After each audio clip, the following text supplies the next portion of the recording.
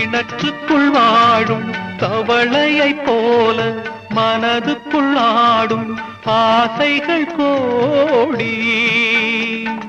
கண்கெட்ட பின்னே சூரிய உதயம் எந்த பக்கம் ஆனால் எனக்கென்ன போடி.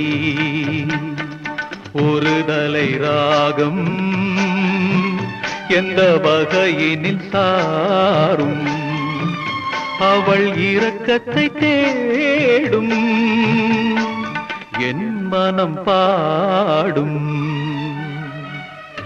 கடவுள் வாழும் கோவிலிலே கற்பூர தீபம், கலை இழந்த மாடத்திலே முகாரி ராகம், முகாரி ராகம்.